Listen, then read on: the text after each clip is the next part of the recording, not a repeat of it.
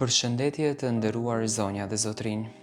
Sot pranë jush po sjell një rrëfim të dhimbshëm jete.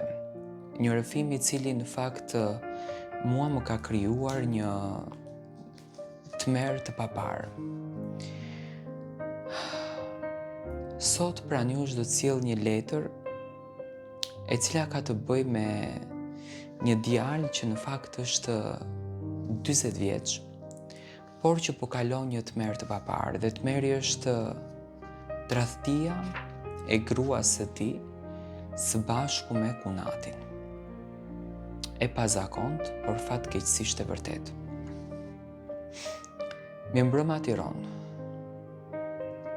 Unë që po të shkruaj këtë letër, jam një djalë rreth të 40-tave,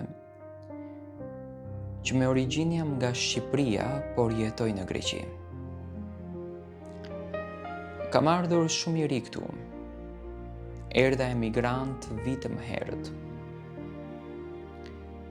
Për të siguruar të ardhmen time, për të punuar dhe për të siguruar familjes një jetë të mirë. Kisha shumë ëndra. Kam qenë njeriu më i qeshur. Kam qenë njeriu më i lumtur. Buzëqeshja ime mbizotronte edhe jetonte po ashtu edhe brenda meje. Kur arrita 22 vjeç, u njoftova me një vajzë që mendova se ëngjëjt ishin ato në këtë botë. E bukur, e mirë, e ëmbël. Unë punoja pa fund, teksa prindërit i kisha në Shqipëri. Kur e njoha këtë vajzë, u gëzova aq shumë sa që thash të ndërtoj familjen, edhe më pas të marrë dhe prindërit dhe të jetojmë të gjithë të lumtur. Mendoja që lumturia fillon atëherë kur ti e gjen dashurinë.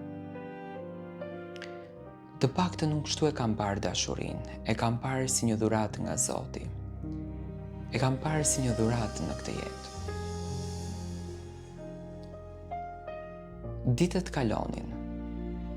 Unë po dashurohesha si i çmendur. Punoja si i marr. Nuk shkoja as në pushime në Shqipëri.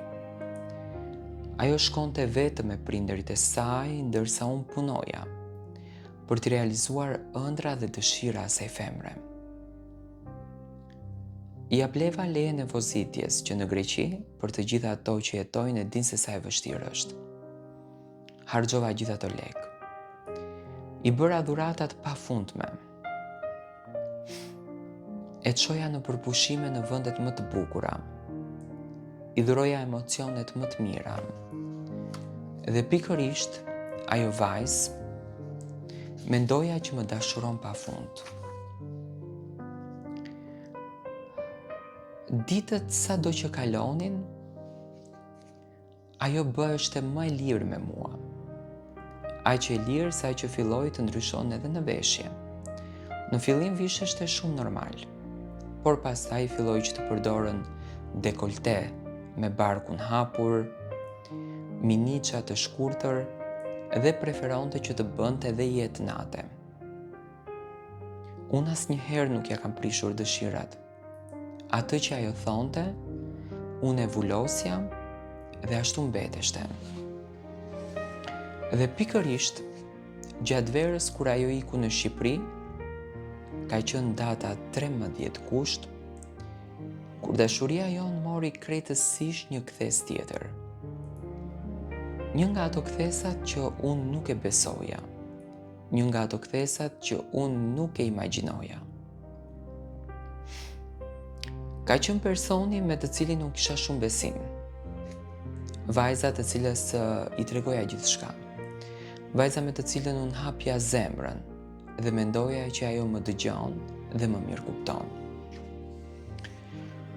Kur erdhi nga Shqipëria në shtator, domethënë në Greqi, ajo kishte takuar familjen time, kishte takuar nënën, vëllain, babain.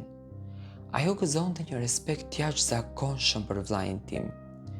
Dhe gjatë gjithë kohës më thonte ky njeri që në momentin e parë kur e pash mua i më hyri në zemër.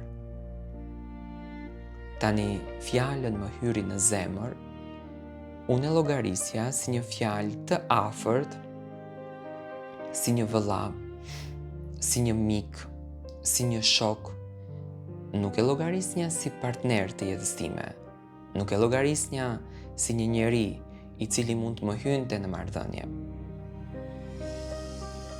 Ajo gjatë gjithë kohës filloi që të mbante telefonin në dorë. E pyesja shpesh herë se me kë shkruan, sepse veprimet e saj më dukeshin të çuditshme. Veprime që nuk mund t'i bën një femër e rregullt. Më thonte që shkruaj me familjar. Rregulloheshte, bënte foto dhe mezi priste viti i ri të vi, nga që kishte thirrur vllaun tim në Greqi për të kaluar disa javë. Në një anë isha shumë i lumtur që gruaja ime po respektonte shumë familjen. Unë detyrova të marr banesë me qira dhe vetëm, e kam paguajtur qiran si i çmendur, vetëm që ne të realizonim vitin e ri dhe vllau im të vinte komod. Atë ditë që erdhi vllau, ajo ishte në gjendje të gatuante gjërat më të shijshme dhe më të mirat. Unë isha njeriu më i lumtur në botë. Domethënë tani që po e shkruaj këtë letër, nuk më besohet dot që unë kam kaluar këtë tmerr. Në shtëpi mungonin lëngjet. Edhe unë vendosa që të iki, të blej disa lëngje dhe të festonim natën e ndrimit të viteve, domethënë 2025-2026. Kur unë ikam, e lash derën pak hapur që të mos të trokas kur të hy. Shkova në shitore, bleva lëngje që duhet të bler, dhe kur u ktheva në kuzhinë e pash atë dhe vllaun tim duke u puthur. Nuk u besoja dot syve. I fshiva syt, lëngjet më ranë në tokë. Dhe nuk e besoja dot që është e vërtet. Hyra brenda, nuk e bëra veten, sepse mendoja që jam në ndonjë ëndër. I kalava syt. U ktheva prap në dhomë, vllau ishte në dhomë ndërsa ajo ishte te kuzhina. Them me veten çfarë po ndodh me mua. Kaluan 2 javë dhe në shtëpinë time nuk pash asnjë gjë. Fillova që ta qetësoj veten pak dhe mendoja që është gënjeshtër. Por përsëri jam në një siklet shumë të madh dhe kam nevojë për ndihmën tuaj. Kam parë unë gabim apo me të vërtet ka ndodhur ato gjëra? Ju lutem të dashur miq, djali në fjalë ka nevojë për ndihmë dhe dëshiron që të merr mendimin tuaj.